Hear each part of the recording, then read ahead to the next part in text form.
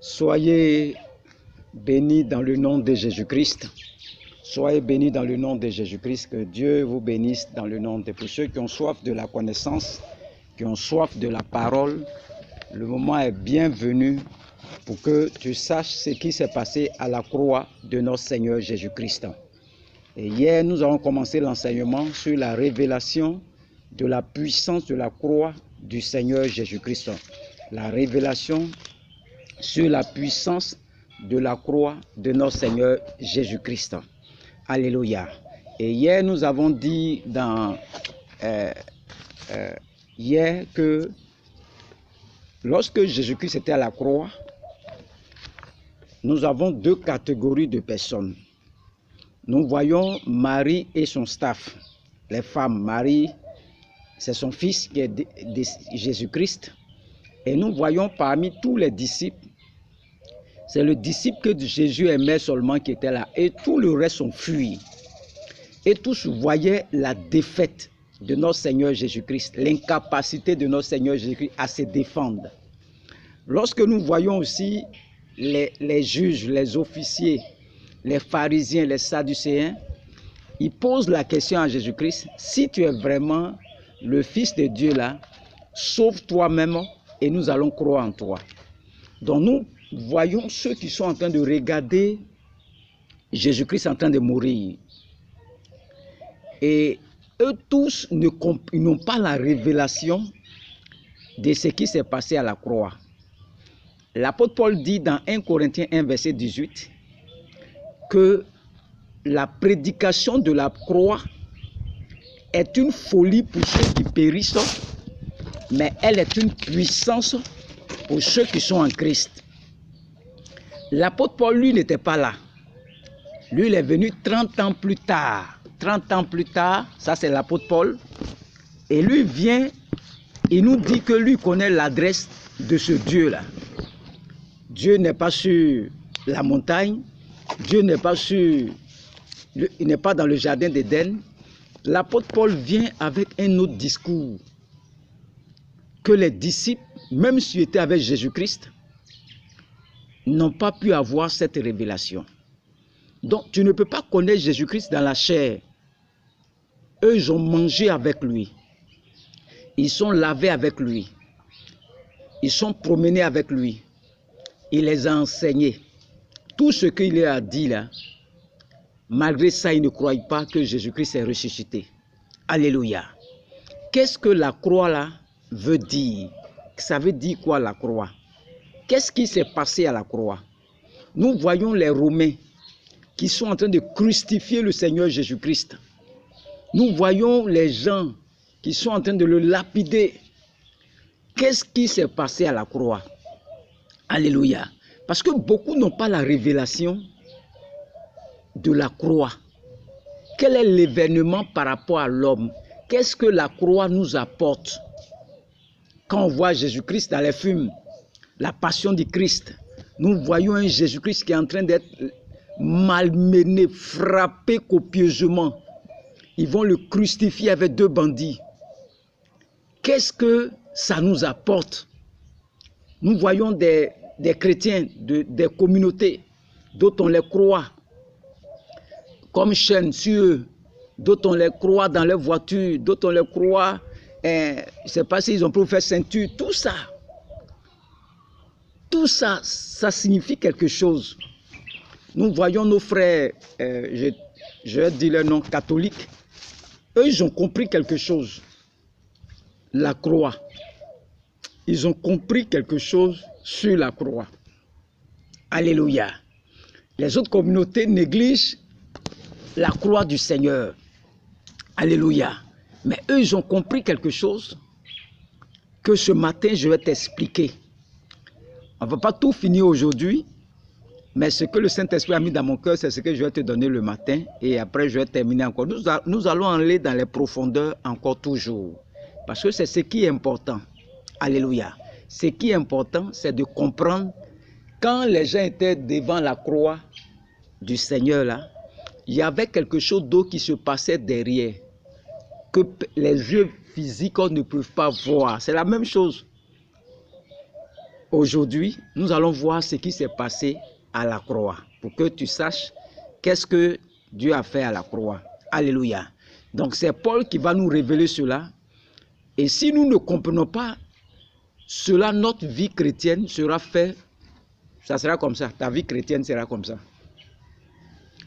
En haut, en bas. Ça va comme dans des scies. Si tu n'as pas compris ce qui s'est passé là, ta vie chrétienne sera comme dans des scies. Alléluia. Donc Paul nous amène ici dans le livre de Ésaïe. Ésaïe 53. On va aller dans les profondeurs, on va aller doucement, c'est une formation, c'est pour comprendre. Donc quand on prêche, il faut comprendre ce qui s'est passé. Parce que je peux crier, puis tu ne vas rien comprendre dedans. Donc je veux que tu comprennes. Ésaïe 53. Paul nous dit dans le verset 5 à 6. On va lire doucement. La Bible est là. Je vais lire. Mais il est blessé pour nos péchés, brisé pour nos iniquités. Le châtiment qui nous donne la paix est tombé sur lui. Et c'est par ses meurtrissures que nous sommes guéris. Nous étions tous errants comme des brebis. Chacun suivait sa propre voie. Et l'Éternel a fait retomber sur lui l'iniquité de nous tous. Alléluia. Voici ce que l'apôtre Paul nous révèle dans le livre d'Ésaïe. Donc, les Romains l'ont crucifié ici, mais en réalité, la Bible dit ici, ceux qui sont charnels pensent que Jésus-Christ est mort dans la main des Romains. Ça, c'est ce que ceux qui sont charnels là. Quand vous lisez les 4 évangiles, c'est ce que ça vous dit. L'Éternel a fait retomber sur lui. L'Éternel a mis le péché sur lui. Ce n'est pas Rome qui a pris les péchés pour mettre sur Jésus. C'est Dieu lui-même. Et pendant qu'on voit les Romains, ils sont en train de crucifier Jésus-Christ. Il y a une autre scène qui se passe derrière qu'on ne peut pas voir avec les yeux physiques. C'est que ce n'est pas les Romains qui ont mis les péchés sur Jésus-Christ. Rome a châtié les 2 voleurs. Mais le cas de Jésus-Christ, c'est vrai que c'est eux qui l'ont crucifié physiquement, mais un autre événement se passait derrière le rideau que personne ne comprenait. C'est-à-dire, quand tu vas lire les 4 évangiles là, les Romains l'ont pris en complicité avec lui-même son propre peuple. Ils sont allés le crucifier. Mais Ésaïe dit ici que c'est Dieu lui-même qui faisait cela. Et il y a une parole de la Bible qui dit « Qui a reconnu le bras de l'Éternel ?» C'est-à-dire, Dieu peut utiliser tes ennemis pour venir vers toi sous la forme d'adversité. Personne ne sait que c'est Dieu lui-même qui est en train de faire ça. Nous tous, on voit les Romains. Les Romains sont en train de crucifier notre Seigneur Jésus-Christ. Alléluia. Personne ne comprenait, personne ne saisissait. C'est qu'il y avait la main de Dieu. La main de Dieu transférait le péché de toute l'humanité sur Jésus-Christ, les malédictions de toute l'humanité sur Jésus, les maladies de toute l'humanité de toutes les générations confondues sur Jésus-Christ. C'est ça que la Bible nous dit ici dans le verset 5 qu'on va répéter. Mais il était blessé pour nos péchés, brisé pour nos iniquités. Le châtiment qui nous donne la paix est tombé sur lui et c'est par ses meurtrissures que nous sommes guéris. Alléluia. Ça, c'est ce que la Bible dit dans Ésaïe 53, verset 5. Pourtant, le jour où il a été crucifié, Jean était là-bas. Personne n'a compris cela. Personne ne savait que c'est son propre père qui l'a fait. Personne ne savait que ce que Jésus-Christ était en train de subir en haut là, de la croix là, c'était Dieu lui-même qui était en train de faire ça. Nous tous on voit les Romains, on voit ses propres frères, sauve-toi toi-même. Et son propre père là, mettait le péché sur lui. Personne ne comprenait, ni Marie, ni personne ne savait qu'Ésaïe 53 était en train de s'accomplir. C'est-à-dire, Ésaïe 53 là, versets 5 à 6 là, était en train de s'accomplir sous les yeux. Il a été brisé pour nos iniquités, brisé pour nos iniquités, blessé pour nos péchés. Le châtiment qui nous donne la paix est tombé sur lui. Donc quand Jésus-Christ à la croix, c'est vrai que les Romains sont en train de le crucifier, mais c'est Dieu lui-même qui est à la base de cela. C'est ce qu'on veut te dire. C'est ça qui est caché derrière ça. Ce n'est pas les hommes qui ont tué Jésus-Christ, c'est Dieu lui-même. Alléluia. C'est Dieu lui-même qui était en train de faire ça sur les yeux des gens. Tout le monde pensait à la défaite de notre Seigneur. Non, c'était Dieu lui-même qui était en train de tuer son propre fils. Quand Jésus-Christ apparaît, on va lui prendre Luc 24 maintenant, vous allez voir. Quand il est ressuscité maintenant, Luc 24, sur la route d'Emmaüs, vous allez voir, il va croiser 2 de ses disciples. Le verset 13, et voici, ce même jour, 2 disciples allaient à un village nommé Emmaüs, éloigné de Jérusalem de 60 stades. Le verset 14, et ils s'entretenaient de tout ce qui s'était passé. Pendant qu'ils parlaient et discutaient, Jésus s'approcha et fit route avec eux, mais leurs yeux étaient empêchés de le reconnaître. Il leur dit, de quoi vous entretenez-vous en marchant pour que vous soyez tout tristes? Le verset 18, l'un d'eux nommé Cléopas lui répondit, es-tu le seul qui, séjournant à Jérusalem, ne sache pas ce qui y est arrivé ces jours-là? Vous voyez, nous voyons 2 disciples qui sont avec Jésus-Christ. Jésus est ressuscité et dit, mes amis, de quoi vous parlez? Il dit, tu es le seul qui est ignorant dans le coin là. C'est toi ce qui ne sait pas ce qui s'est passé. C'est ce qu'ils ont dit à Jésus-Christ. Jésus dit, je suis ignorant. Je vais apprendre de vous. Qu'est-ce qui s'est passé? Qu'est-ce qui s'est passé? Il dit, nous croyons que Jésus-Christ là, qui était venu, allait nous libérer, qui est le libérateur, c'est lui qui allait nous libérer de Rome, de l'oppression romaine. Mais voilà qu'il est mort. Et voici, il y a des femmes qui sont allées, des pauvres femmes, elles sont allées au cimetière. Elles sont venues nous rencontrer des histoires de femmelettes en disant Jésus-Christ est ressuscité. Comment quelqu'un qui est mort peut ressusciter? Jésus dit, ah bon? Il dit, comment quelqu'un qui est mort peut ressusciter? Les gens qui l'ont suivi pendant 3 ans et demi, pourtant il n'a cessé de dire qu'il va ressusciter le 3e jour. Malgré qu'il les enseignait tout cela, personne ne croyait à ça. Personne n'a cru au message de Jésus-Christ. Vous voyez, les 4 évangiles se terminent par la défaite des disciples. Personne n'a compris cela. Personne n'a compris cela. Et si vous poursuivez le texte, vous allez voir ce que Jésus-Christ va leur dire. Jésus-Christ, maintenant, va prendre la parole. Le verset 25. Alors Jésus leur dit, ô homme sans intelligence et dont le cœur est lent à croire tout ce qu'ont dit les prophètes. Vous voyez, Jésus leur reproche et dit, je ne comprends pas. Il continue de leur parler. Pourtant, les Écritures disent de moi. La loi et les prophètes parlent de moi. Jésus maintenant va citer de Genèse jusqu'à Malachie. Vous voyez? On va reprendre, vous allez voir. Il dit, alors Jésus leur dit, ô homme sans intelligence et dont le cœur est lent à croire tout ce qu'ont dit les prophètes, ne fallait-il pas que le Christ souffrit ces choses et qu'il entra dans sa gloire? Et commençant par Moïse et par tous les prophètes, il leur expliqua dans toutes les Écritures ce qui le concernait. Alléluia. Donc, Jésus-Christ maintenant, va citer les Écritures de Genèse à Malachie. Il donne tous les traits sur la venue du Messie.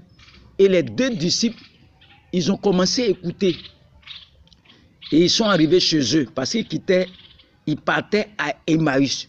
Ils quittaient Jérusalem, ils sont découragés. Parce qu'ils pensaient, ils disent que c'est lui qui est notre libérateur. Il doit nous libérer de la main des Romains. Et il est venu, il est mort. Donc Jésus-Christ sur la route, il va rencontrer deux de ses disciples qui quittent Jérusalem. Ils sont dans la défaite. Ils vont à Emmaüs. Ils quittent la cité de la paix pour aller dans la cité obscure, l'obscurité. Ils laissent la cité de lumière parce qu'ils sont découragés. Ils n'ont pas cru au message du Seigneur Jésus-Christ. 3 ans et demi, le Seigneur lui parle de sa mort, de sa résurrection. Tout ce qu'il disait aux disciples, personne ne croyait à cela. Alléluia. Personne ne croyait à ce que Jésus leur disait. Personne. Personne ne croyait à ce que Jésus-Christ leur disait. Alléluia. Et quand ils ont commencé, il a commencé maintenant, ils vont manger ensemble. Et quand Jésus-Christ va rompre le pain,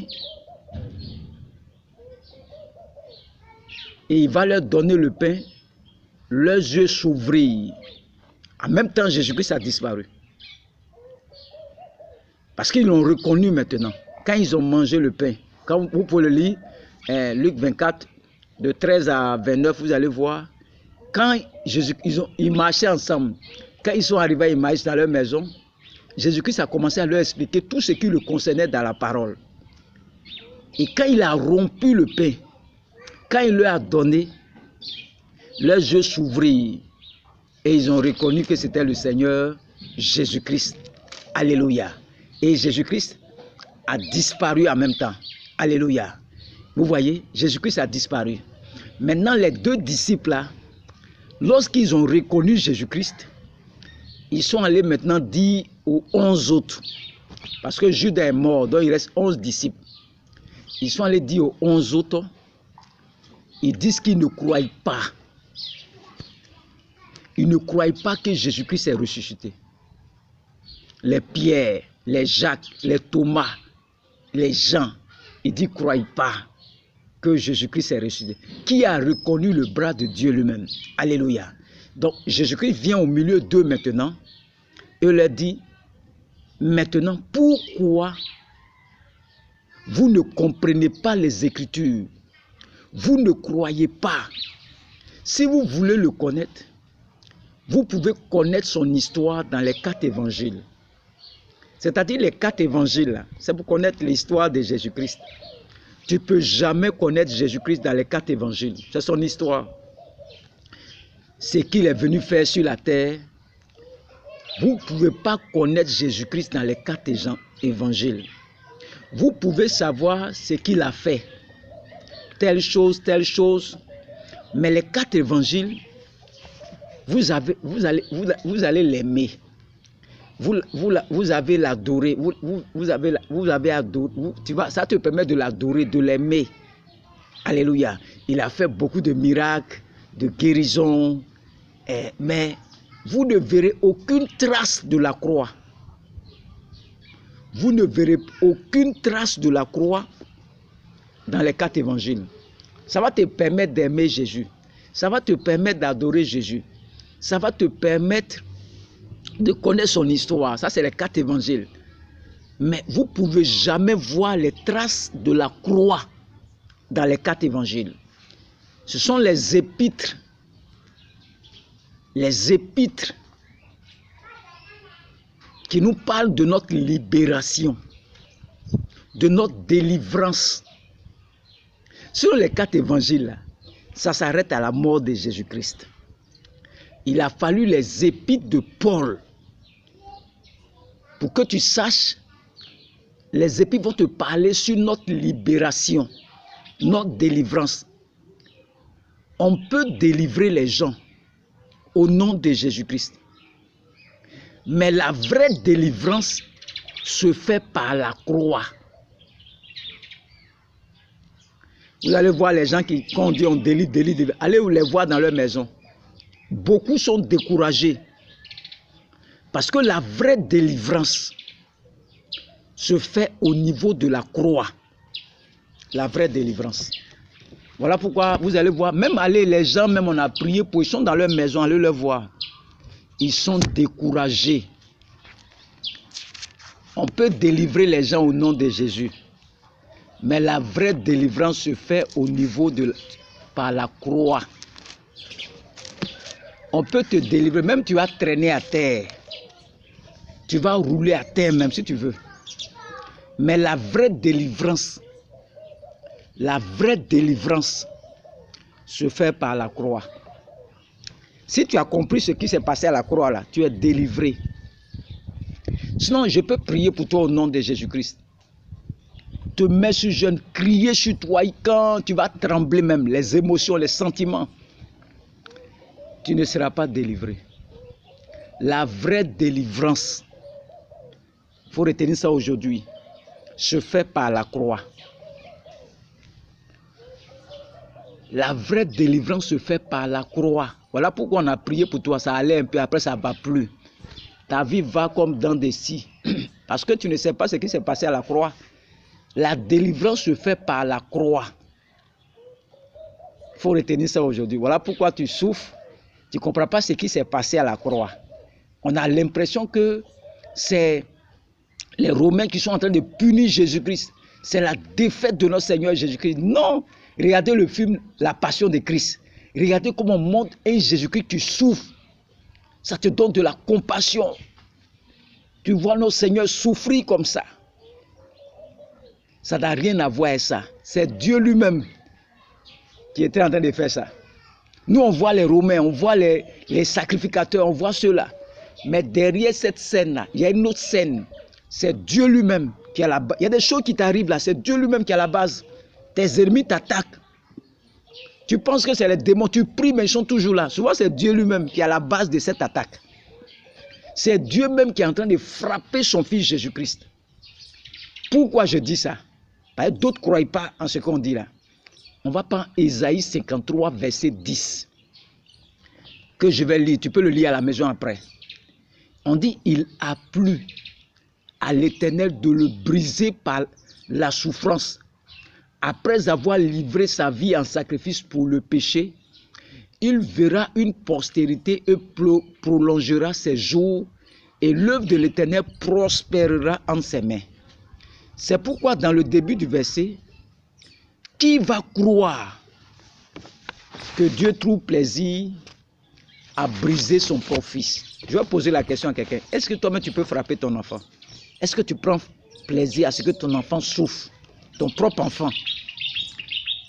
Alors si tu ne crois pas à ça, si tu penses que Dieu a les migraines en envoyant Jésus-Christ son fils, tu as tous les problèmes.